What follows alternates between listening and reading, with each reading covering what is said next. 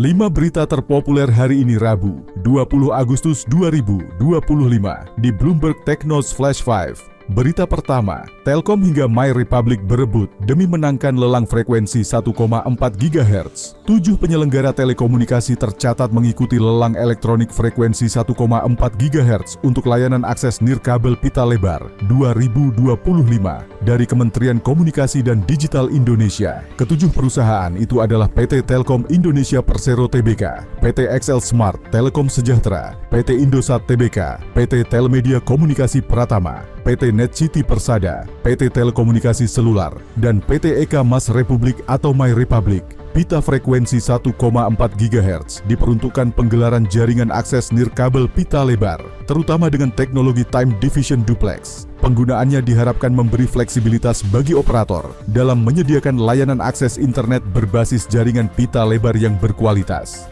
Berita kedua, Singapura tegas soal vape, masuk kategori narkoba hingga denda 25 juta rupiah. Pemerintah Singapura secara tegas melarang penggunaan vape dan memasukkannya sebagai masalah narkotika, serta memberlakukan hukuman penjara dan sanksi yang lebih serius bagi penjualnya. Hal tersebut disampaikan Perdana Menteri Lawrence Wong dalam pidato National Day Rally 17 Agustus lalu. Aturan ketat Singapura terkait vape telah dimulai sejak 2018 dengan memberlakukan denda $2.000 Singapura atau setara 25 juta rupiah bagi pembeli, pengguna dan yang memilikinya. Menurut pemerintah Singapura, banyak dari vape yang dicampur zat adiktif dan berbahaya seperti etomidate. Mereka juga khawatir jika vape akan diisi obat-obatan yang lebih kuat atau jauh lebih berbahaya di masa depan. Berita ketiga, sistem Allianz Life diretas, 1,1 juta data pribadi nasabah bocor. Situs pemantau kebocoran data Have I Been Punet pada Senin, 18 Agustus 2025 menyatakan sekitar 1,1 juta data pribadi milik perusahaan Allianz Life bocor. Hal ini terkait serangan siber pada akhir Juli 2025 lalu. Informasi pribadi yang diretas meliputi nama nasabah, alamat, nomor telepon, dan email. Sementara juru bicara Allianz Life, Brad Weinberg, hanya menyatakan investigasi internal masih berlangsung dan menolak berkomentar terkait temuan ini. Allianz Life yang memiliki 1,4 juta nasabah merupakan anak perusahaan dari Allianz SE di Jerman. Pelaku peretasan ini diduga memakai rekayasa sosial hingga berhasil mendapatkan akses ke sistem Customer Relationship Management berbasis cloud pihak ketiga yang digunakan Allianz Life pada 16 Juli 2025.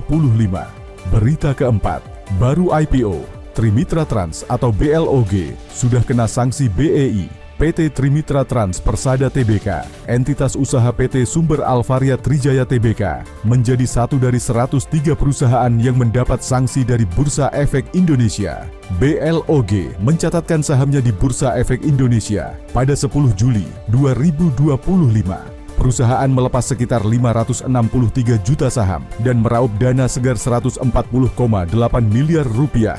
BLOG bersama 102 emiten lain seperti PT Platinum Wahab Nusantara Tbk dan PT Kimia Farma Tbk mendapat sanksi peringatan tertulis 1 belum menyampaikan laporan keuangan yang tidak ditelaah secara terbatas dan tidak diaudit oleh akuntan publik hingga tanggal 31 Juli 2025. Total ada 1.007 perusahaan tercatat di BEI.